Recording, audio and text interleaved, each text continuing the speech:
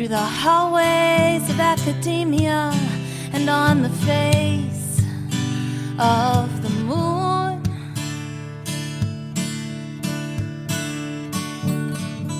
The footprints of conquest haven't left us any room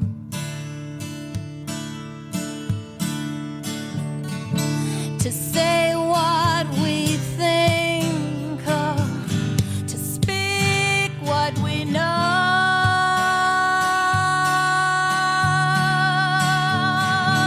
To hear different voices, at least a sound from below.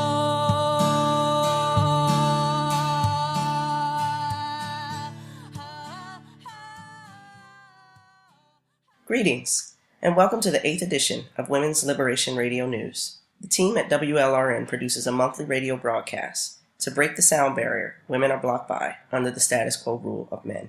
This blocking of women's discourse we see in all sectors of society, be they conservative, liberal, mainstream, progressive, or radical.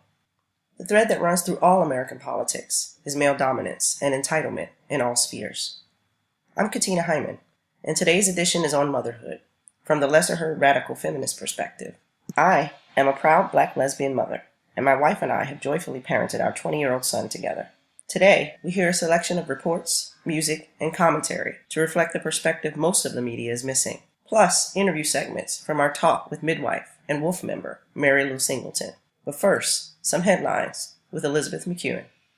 Donald Trump was elected 45th President of the United States last month by the Electoral College. Hillary Rodham Clinton won the popular vote by a count of nearly 2 million. Almost half of the country's eligible voters did not vote, and third-party candidates won less than 5% of the popular vote. Campaigns and petitions have begun going around to abolish the Electoral College and honor the vote of the people, with the hopes of getting Clinton in office. Less than 24 hours after being elected, it was discovered that any references to being pro-life were missing from Trump's sites discussing his platform. While some claim the term pro-life was never a part of the material, other sources insist that some of this propaganda did discuss an anti-choice stance on abortion and were gone within 12 hours of the announcement of his victory. Donald Trump was previously known as being pro-choice prior to this campaign. Over the years, businessman Donald Trump has switched political affiliations frequently. His timeline is as follows: Democrat prior to 1987, Republican from 1987 to 1999, Reform from 1999 to 2001, Democrat 2001 to 2009, Republican from 2009 to 2011, Independent from 2011 to 2012, and Republican from 2012 to present. Artemis Singers, Chicago's lesbian feminist chorus, presents Wanting the Music, a choral musical of the Michigan Festival, playing in Chicago on January 28th and 29th at the Irish American Heritage Center in Chicago. The musical focuses on the highlights, celebrations, and development of lesbian relationships at Mishfest. Tickets are available online at www.artemiswantingthemusic.brownpapertickets.com.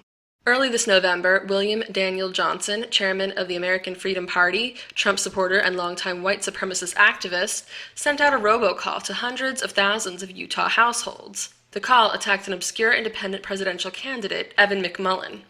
Here is a clip of the ad Johnson sent. Hello, my name is William Johnson. I'm a farmer and a white nationalist. I make this call against Evan McMullin and in support of Donald Trump. Evan McMullin is an open borders amnesty supporter. Evan has 2 mommies. His mother is a lesbian married to another woman. Evan is okay with that. Indeed, Evan supports the Supreme Court ruling legalizing gay marriage.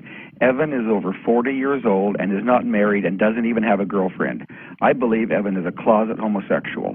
Don't vote for Evan McMullin. Vote for Donald Trump. He will respect all women and be a president we can all be proud of. I paid for this ad through the American National Super PAC. Many children of lesbian mothers in our society have felt pressured to keep the fact private in order to avoid harassment and backlash. Water cannons shot in freezing conditions, along with tear gas, grenades, rubber bullets, and other aggressive attacks, made up the late November scene at Standing Rock while President Obama, in his last weeks in power, remains mostly silent and inactive.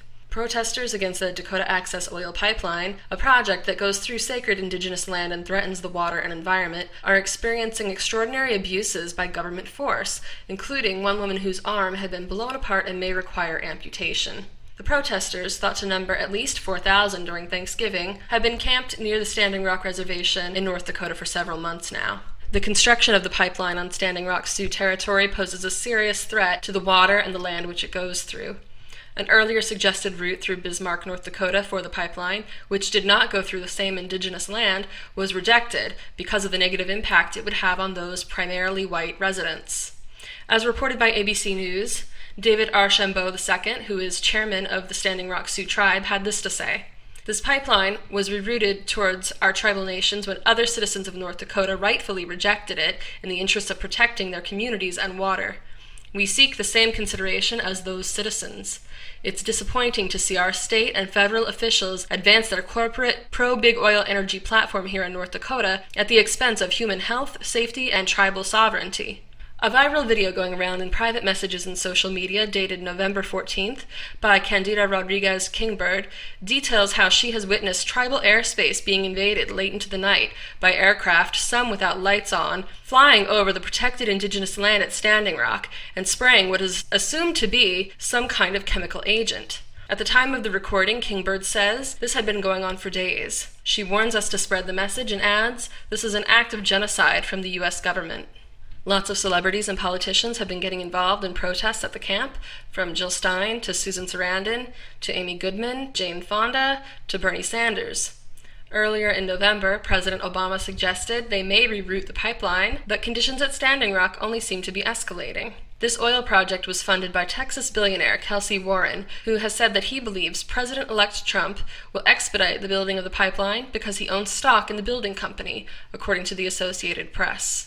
In late November, Jill Stein was calling for a recount in select states following Trump's win, during which she claimed that Wisconsin's voting machines are illegal, although that is technically untrue.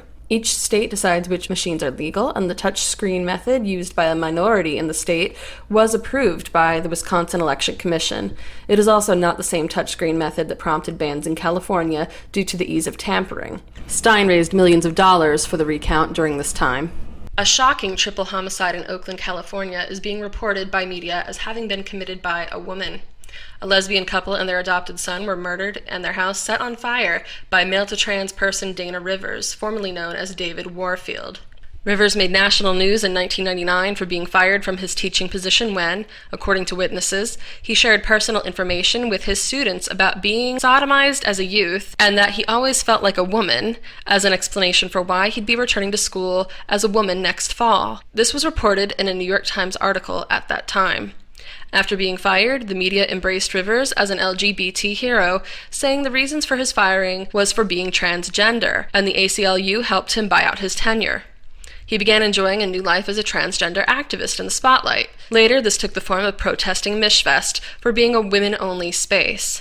No real motive is being explained regarding the brutal crime, and although LGBT sources were slow to report on the story at first, some such as Autostraddle made sympathetic points regarding the murderer and took time to chastise observations of the killer's male status and questions on whether this was a potential hate crime against lesbians or people of color, which 2 out of the 3 victims were, as hate speech. Most mainstream media sources referred to Rivers, who is a white male, as woman or transgender woman. Victims Wright and Reed leave behind 2 other children. Another crime, this time out of Montana, being falsely reported in the media as committed by a female.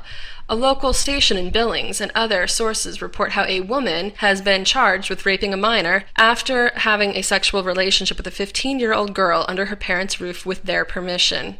The 28-year-old abuser in question is not a woman, but actually a male-to-trans person known as Aaliyah Rose Brown, formerly Albert Allen Brown, who was already charged with raping a minor at age 12 when he had sex with a 10-year-old girl. Brown is a registered sex offender. It isn't until you get into the body of the text of these news stories that the reader is led to understand that the accused is actually a male who is transgender. Brown has not been arrested. Meanwhile, violent and sexual crime rate statistics for women continue to rise in this country. Wolf's complaint in the case of the Women's Liberation Front versus the United States, a landmark case that argues for the rights of girls and women to bodily privacy, has been stayed pending a Supreme Court's consideration of Gloucester versus GG. Wolf's complaint argues that the administration's redefinition of sex to mean gender identity for Title IX purposes violates the Administrative Procedure Act and women's constitutional right to bodily privacy. The Supreme Court has also granted certiorari in the Gloucester versus GG case, where a girl who identifies as a trans boy is demanding access to the boys' restroom, and several boys have complained that her use of the boys' room violates their right to privacy. Wolf filed a friend of the court brief in favor of granting cert in that case, and the Supreme Court has taken it up. Wolf plans to file an amicus brief in that case as well, arguing in favor of the rights of women and girls to have sex-segregated spaces. The Women's Liberation Front is the only organization involved in the ongoing legal battles regarding gender identity that is specifically standing up for the rights of women and girls. To donate to the legal fund for these historic landmark cases, visit womensliberationfront.nationbuilder.com. On October 30th, 2016, a lesbian mom received tremendous backlash after posting a Twitter photo of her smiling son dressed in a yellow blazer and white slacks as Hillary Rodham Clinton for Halloween. One user tweeted at her, quote, "Man-hating hashtag lesbians forcing their agenda on adopted kids, hashtag perverts, hashtag sick, hashtag pedophiles, leave the kids out of it." Many users tweeted that she should be jailed for child abuse and said, "This is why I'm voting for Trump." Despite the hateful internet responses, she later gave a hopeful update regarding the real-life reactions to her son's costume. Nothing but love and high fives from classmates and neighborhood, and boatloads of candy in his trick-or-treat briefcase. Coming out this month from indie publisher Bedazzled Inc., Dispatches from Lesbian America is an anthology of lesbian writing for the 21st century. This collection of both fiction and memoir from over 40 different lesbian authors covers the full range of lesbian experience. Editors Giovanna Capone, Zakina Berber, and Rome Smith bring together lesbian voices from different generations, races, regions, and political histories to make a significant contribution to a new era of lesbian literature. The book will be available in both print and digital format on Amazon later this month. Recently, WLRN's Sekhmet She-Owl interviewed Dispatch's editors about the book, their publishing process, and the state of lesbian literature. There's a disappearance of lesbian spaces and a disappearance of our books and music and bookstores and gathering places. All of that is kind of on the wane right now. So we would love to see this book help spark more creation of lesbian culture.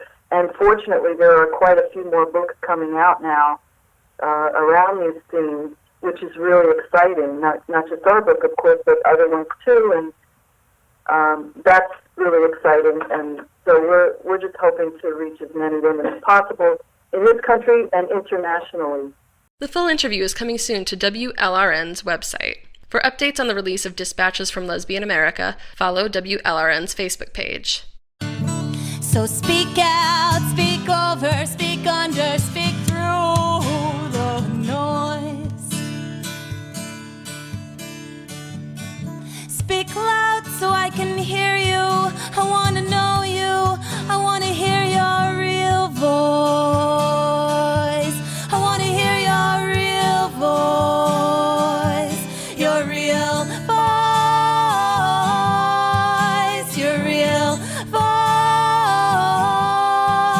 Your real voice.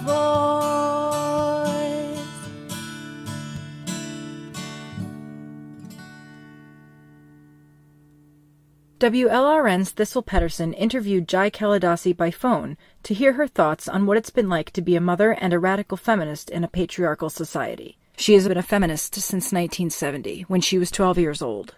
She came of age through the era of second-wave feminism and the civil rights movement. Those influences, along with her participation in radical actions, worked to deeply inform her understanding of radical feminism. She is a mother, grandmother, gardener, thinker, writer, and traveler whose feminism grows from her love of women, children, and earth. Jai, can you tell us a little bit about yourself, how many kids you have, and what it's been like to be a radical feminist mother under patriarchy? Sure. I guess I should start by saying that I was raised in a household where my parents were politically active themselves. I would not call them radicals by any means, but they were active citizens. They participated in politics. They did participate in the civil rights movement. I grew up with the sense of what equality means and what it means to be a citizen fighting for our rights under a democratic state, and the importance of dissent and protest and action.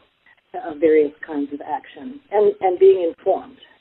Anyway, so then I was, 12 when I committed my first feminist act, which was to help change the school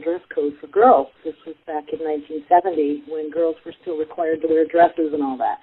And although a group of us started this move, it was really pretty much me who ended it because we could not get agreement from the school administration. And I just started wearing pants. I always hated dresses, and I just said, I'm just going to wear them, and I did. And other people started too, and the school administration gave up. And, that was kind of the beginning of various shifts.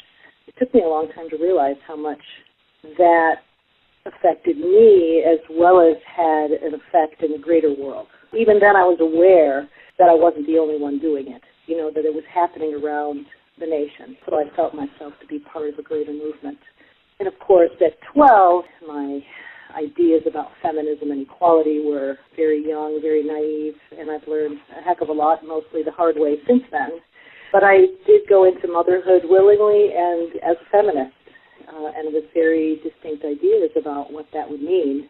Again, in my early 20s, I was still young and naive and had no idea the struggle it would be on so many fronts. But being a feminist mother to me has meant that my feminism would very much enter into my motherhood. That meant analyzing the role of motherhood as I accomplished it, as I did it, created it, reiterated it as someone raised with particular ideas about motherhood and figuring out how those weren't necessarily good for women or children. I had very distinct ideas also about gender, and I wanted to raise my kids as gender-free as possible. To me, they were boys and girls. That's just biology, but I did not want them poisoned by patriarchal expectations of masculinity and femininity. So, more than anything else, I think that meant two things. One was just letting them free to be who they were and not judging it, trying not to direct it, trying not to let other people direct it, and also talking with them about, the things they met out in the greater culture. People telling them to do that or this is how boys act, and just trying to debunk all of that with them, which took different forms, over the course of their lives and as they got older and able to understand more. Could you comment on what the difference is between feminist motherhood to you and patriarchal models of motherhood? Well, the definition of femininity in general and motherhood is perhaps the epitome of the ritual of submission. We are to surrender ourselves, our brains, our bodies, sacrifice everything to raise the children, and not only to feed and clothe them and so forth, but to teach them patriarchy, to go along with gendered expectations, for instance, to force them to love school, quote unquote, as if you could force that.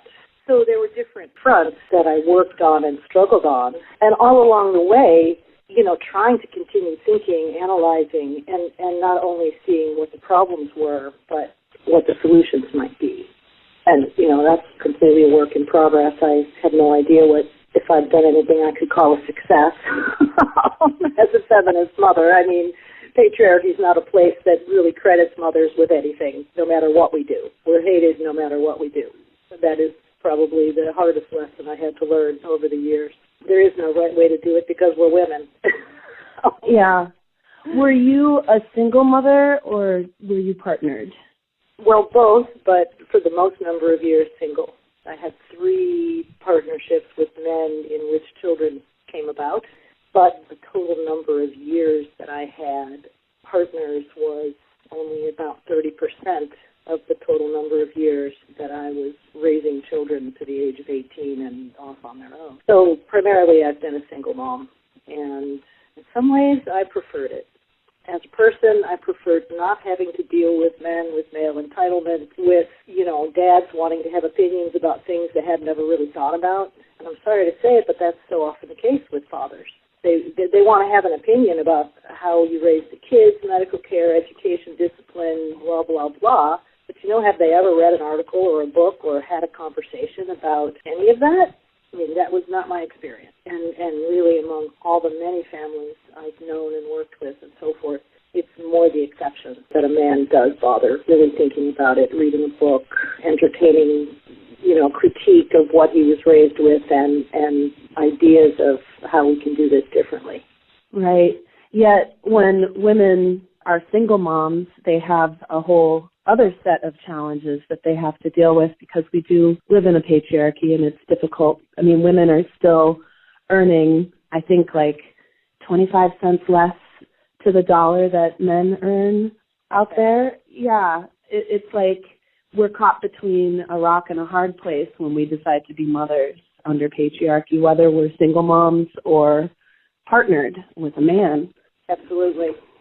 And I think that women, in all situations, whether they have children or not, are faced with pretty severe obstacles. But yeah, mothers, I would say, probably have it the worst in some ways. Well, first of all, there's just so much work involved in raising children and caring for them and living with them, and none of that work is, it's invisible work, it's not valued, it's certainly not compensated. So a great deal of a single mother's time and energy and thought and love, goes into work that nobody sees, nobody credits, or at least very rarely. Not enough to make a material difference in a single mother's life or her children's, and that's the thing. I mean, I probably would not look back on all of that with so much rage and pain if at least it had done my children any good, that a few people along the way credited me with doing a good job. Did you ever team up with your single mother sisters to meet some of these challenges and try to work together to do something to make the lives of single mothers better? Not in a political sense, but in a local sense. In my early years, yes. I kind of have two groups of children. My first three that were born very close together when I was in my 20s, and then a 7-year space between two marriages, and then the last three who came along more slowly, but with a 7-year gap. But in any event, during the period, the first 10 or 12 years from the birth of my first to marrying my second husband and starting the second round, I developed community actively with other families, and they weren't all single moms, but we single moms tended to band together, and we helped each other a lot. We befriended and tended each other and our children a lot. We did a lot of child care exchanges. We hung out in groups together because one of the worst things about motherhood and patriarchy is the isolation of mothers, whether they're married or not. Yeah. And, that just leads to such alienation and huge stress. But, to get a break by someone else keeping your little ones while you go do something for a few hours, whether that's work or play or a nap, and then otherwise, hanging out together with the mothers and the children and keeping each other company and having some time for conversation in between herding the cats, as it were. There's just a lot of joy and love and affirmation in that, and I think it's helped us all and our children, because happier moms are better moms. We're more loving. We have more energy. Yeah. What is your advice to young mothers knowing what you know now? Men hate us. Don't ever forget it. Every system, every institution, motherhood included, childhood included, it's all built for men. It's all built against women. Don't ever take it for granted that you will ever attain equal rights, or that any man or any judge or teacher or anyone really wants to hear what you have to say or really cares as much for your children's needs as you do. These systems are set up to preserve and perpetuate patriarchy. And if we don't really get that, we're lost. We have so many struggles. And it's a horrible thing to live with. It's not like it's easy. But to live in denial is much worse. I mean, I think of a few of the situations I was in legally. Well, being prosecuted as midwife was one. And I like to say about that when I decided to fight the state on a charge of practicing without a license that was brought against me, that I thought I understood the system sufficiently. And in the end, I realized that I'd been looking at the toe of the elephant and thinking that it was the whole elephant. By the end, I realized that I now could finally see the elephant. And that's fine, because I probably never would have done it if I'd seen the whole elephant, to begin with. I would have tried somehow to get the hell out of from under that battle. But I did enter the struggle, and I won a significant victory. But also the legal things I have been in, well, the first one being with my first ex, that, originally he was happy for me to have full custody and for him to have whatever visitation he wanted, and he, pretty much kept up his end of things, although he never paid child support, but he did help with the kids on a regular basis. Anyway, once he remarried after a few years, he took me to court to get custody from me. He had a mother replacement for me, in his opinion. And, I managed to defeat him as well, but not through direct battle in courts. But it was through that, at both of those experiences, that I realized how much we're hated, how little regard the system has for women or for children. It doesn't care what we need. It doesn't care what is really good for our well-being. It cares about forcing us to do what they want us to do for the well-being of the men and the institutions more generally. I just cannot stress how important it is for women to understand this. You may think you're married to a unicorn, and maybe you are, but even if he is, he still lives in a world that prioritizes men and sees women and children as possessions. Yeah. Is there anything else you'd like to say to our WLRN listeners who are largely radical feminists and lesbian feminists? How can women who are feminists, whether they're mothers or not, help out in feminist mothering? Well, I think radical feminism on the whole could start by just absolutely refusing to judge women who decide to become mothers. And with that, refuse to entertain the thought that, no woman would ever have a baby if she was really a feminist and if she had a real choice and so forth. It's so complicated. Of course there are social factors, of course, that push us towards motherhood, but to deny that there's a real biological thing and that it's something women can do and some of us really want to do. Nobody forced me to have babies. No one could have. I had abortions as well as children. I had the children I wanted when I wanted them. And I enjoyed motherhood. But it doesn't matter. What matters is there's this division, and it becomes very difficult. Some radical feminist groups end up, being reserved solely for mothers because in the greater community we often face this kind of scorn and even hatred for having done that. Like, you went and you collaborated with the men's world. And, there's that. Love us. Love all women. It doesn't mean you can't hate a few individually. But if your radical feminism isn't about loving women and the things that we are capable of as women, then there will never be unity and we will never have a gathering of the kind of power politically that we need. And face it, way more women in the world are mothers than not. These voices in my mind, after I song, have to remember, after I turn on the oven, spin too long, can warm up the apartment, and all these voices stop sometimes.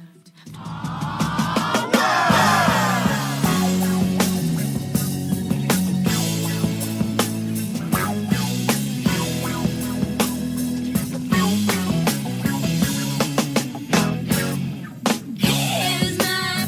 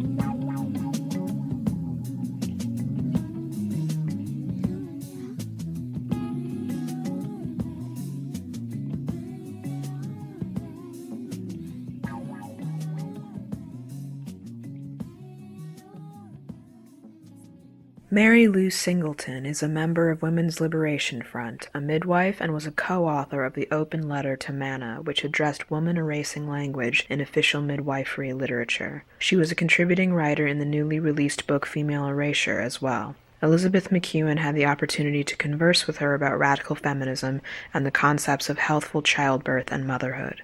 We will hear from Mary Lou in the following segments from that conversation. I really wish there were more critique of the medical industrial complex among radical feminists. I think that there's so much personal trauma held in the bodies of the majority of women in our culture, and I think that trauma prevents a lot of women from exploring our relationship with industrial medicine and authoritarian male medicine. And that's difficult to address. I think that when we start really critiquing the medical model, women who've had incredibly traumatic experiences or who are dependent on industrial medicine get very defensive and view it as a personal critique. And it's very similar to what we see with our conversations with liberal feminism, where if you start critiquing high heels and makeup or the pornstitution industry, women engaging with those parts of patriarchy view it as a personal attack. So I'd like us to be able to view industrial medicine in the same way we view the rest of patriarchy and step back from the personal and really examine the political structure in place. And it doesn't start with birth. I think what you're saying about birth is so true, but it's our engagement with that system starts so much earlier. It starts in childhood, but then in terms of women's health, the vast majority of women, their very first period gets pathologized, and then their adolescent relationship with their menstrual cycle gets pathologized. We're at a point where very few young women escape getting put on hormonal birth control during adolescence, and that creates this setup where you view your body as pathological and industrial medicine as a savior from your body. So by the time you get to birth, that mindset is already there. That colonization of ourselves is deep already.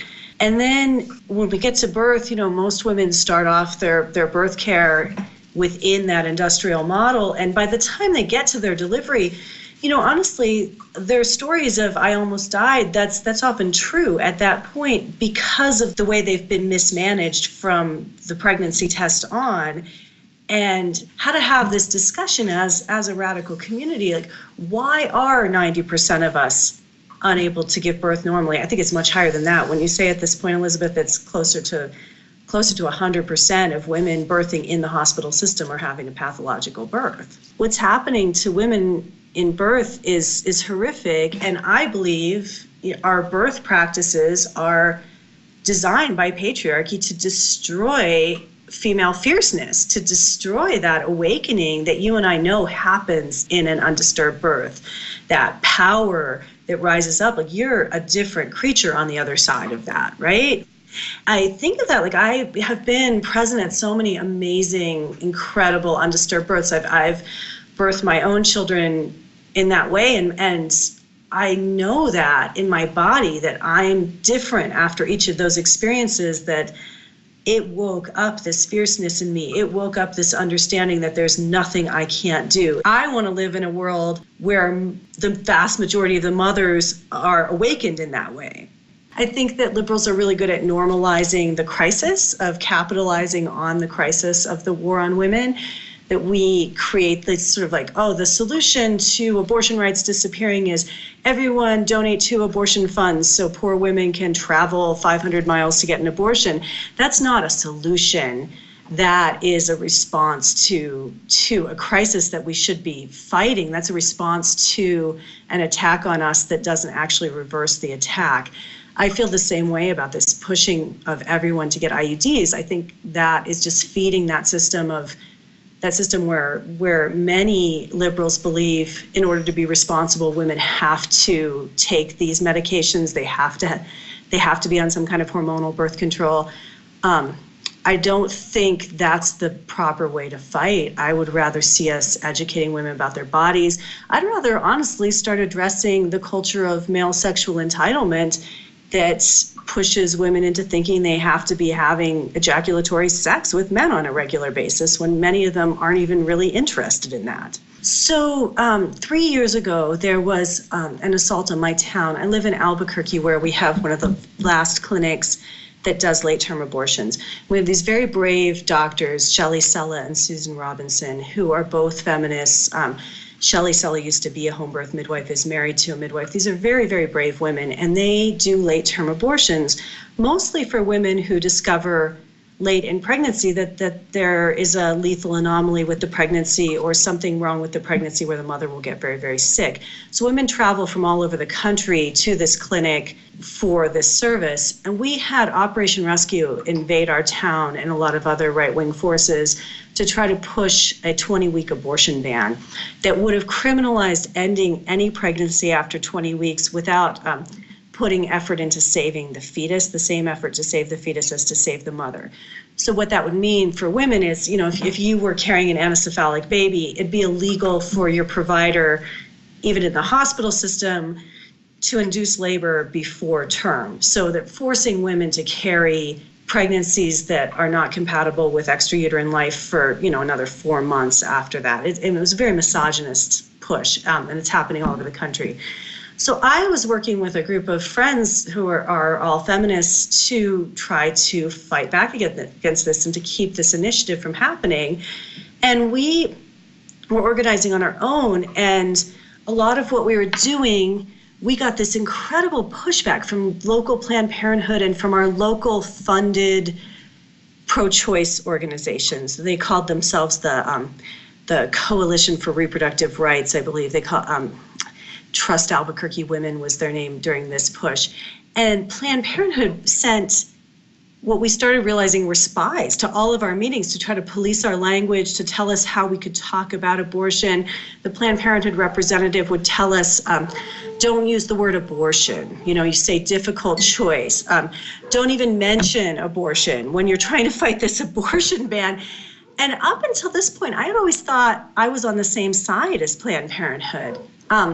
So then we organized a rally on our own because we didn't feel that the local coalition was fighting a winning fight. We wanted to take this into our own hands as women of Albuquerque.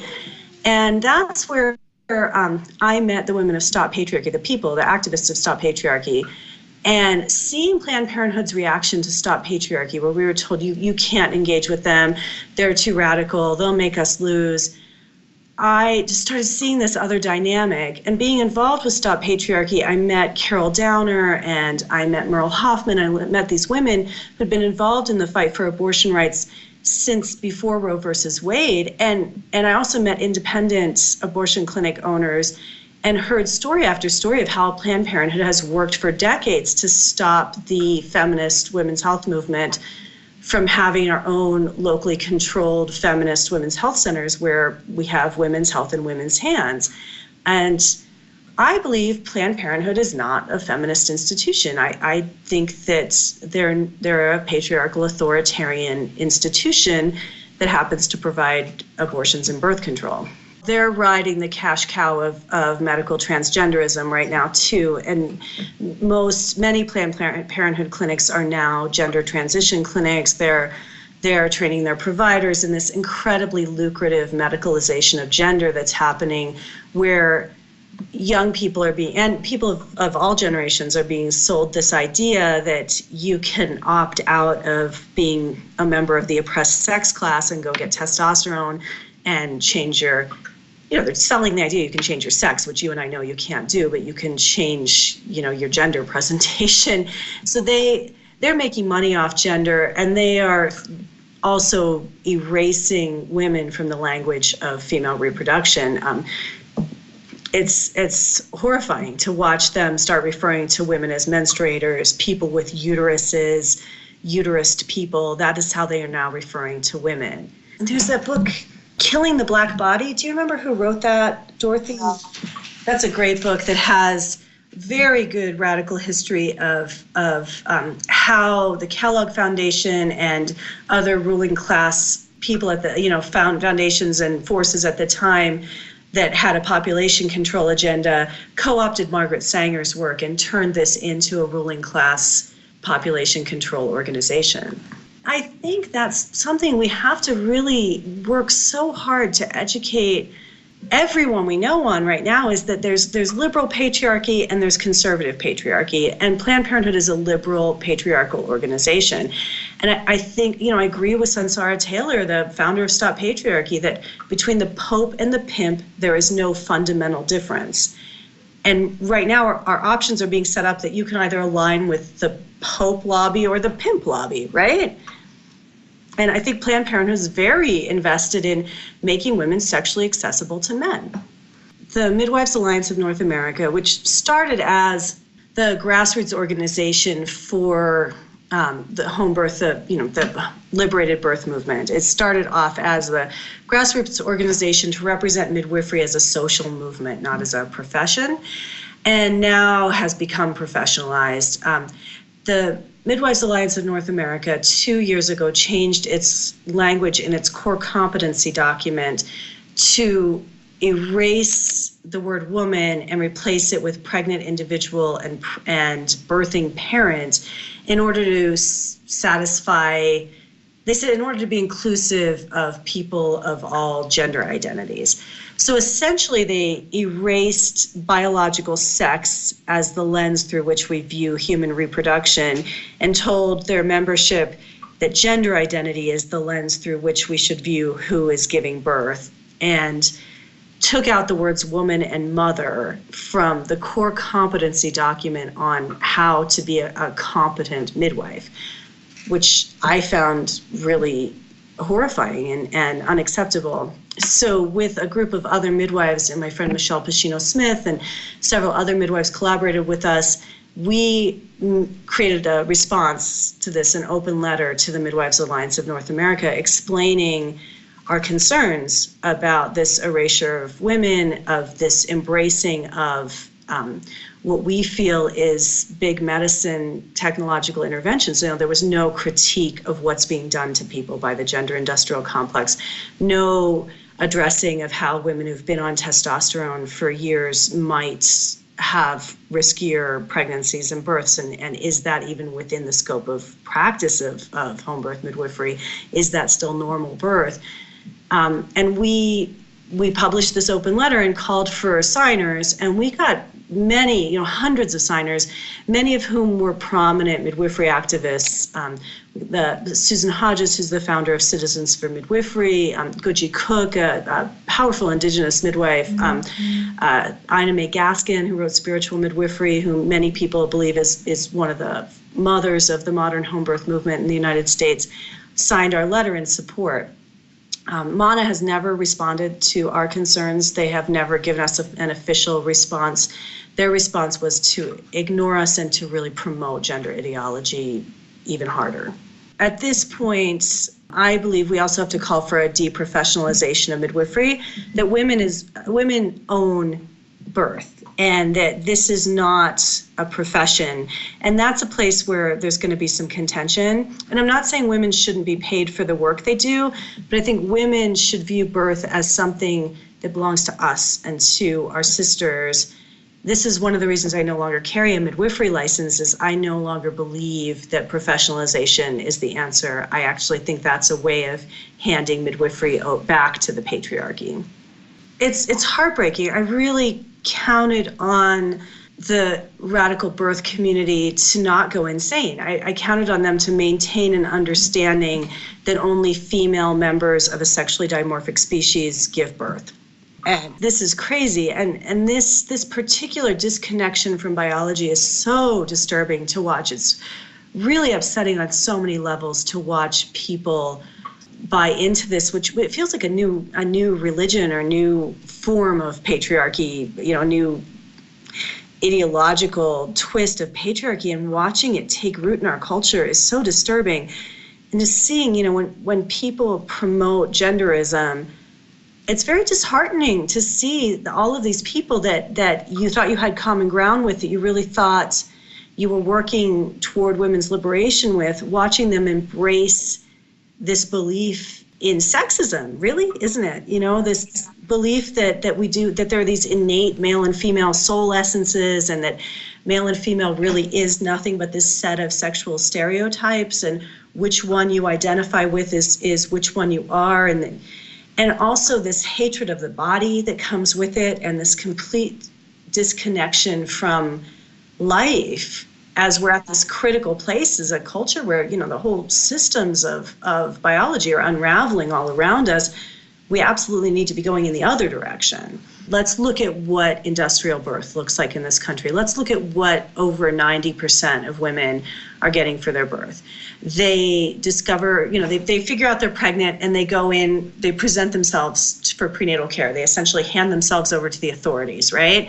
And now it's standard of care to tell them you have to have a dating ultrasound because, and I've even heard nurse midwives say this, because women don't know when they conceived.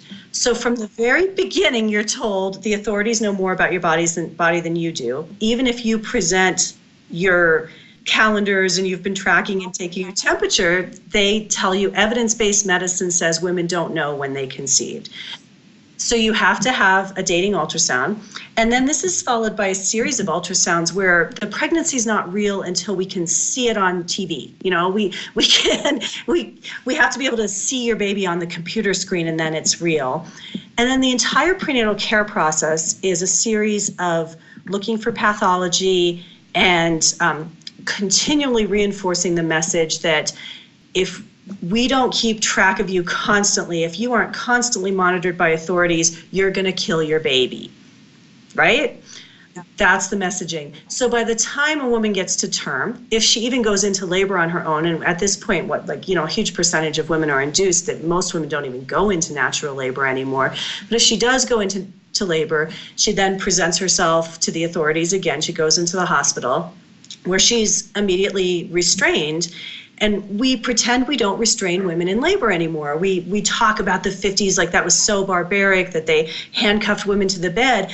But we had these little pink and blue belts that essentially serve the exact same functions as those leather wrist restraints did. And you were tethered to that bed, you're hooked up to computers and machines, and you're under constant surveillance, and they call it fetal surveillance during your birth process.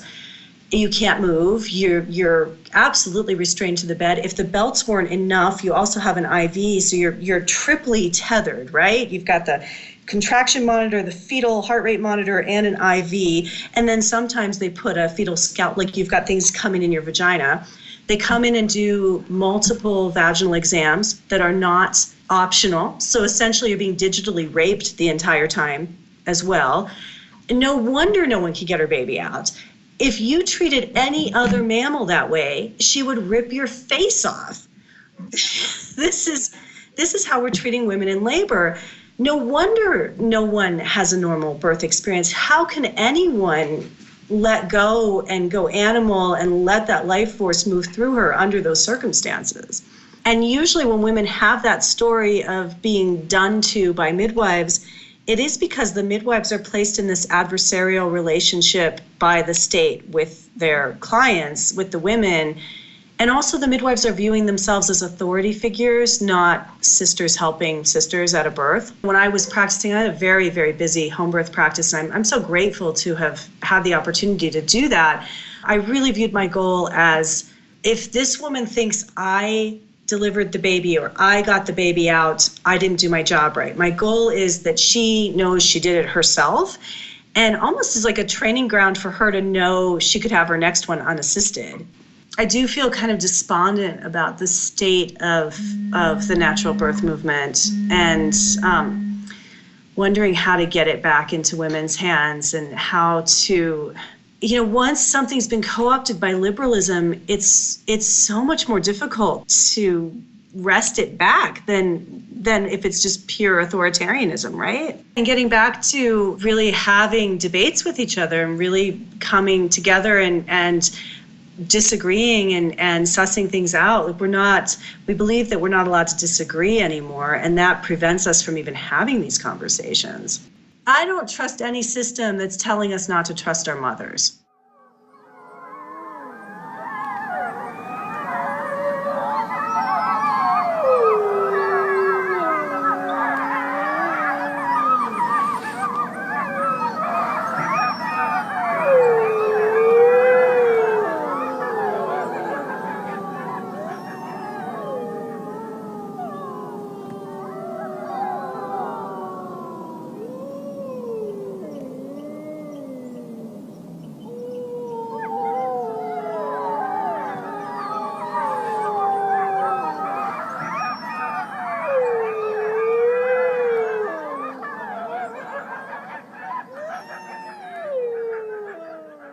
Those were wolf howls heard under the November supermoon.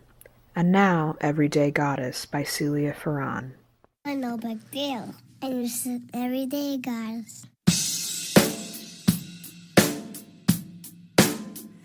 She's a mother up to work. She is driving in her car. She's a goddess in the elevator, rising like a star. They say she's working like a man, but they don't understand.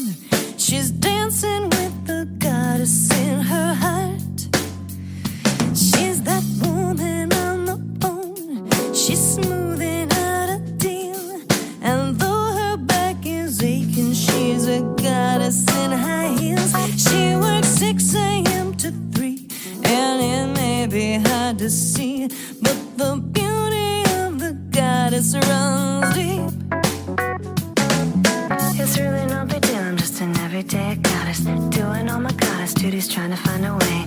I am the maiden and the mother and the clone, but it's really no big deal, it's just another day.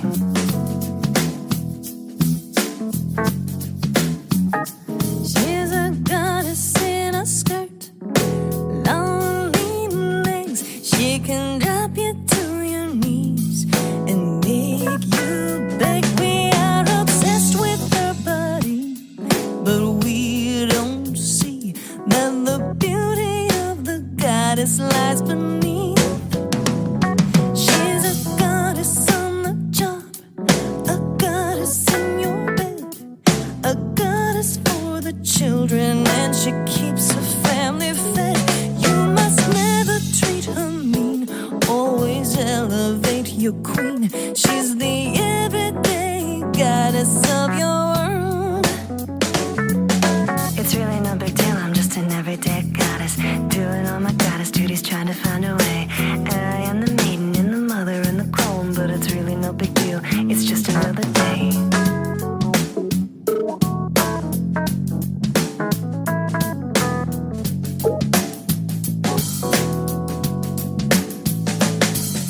It's really no big deal.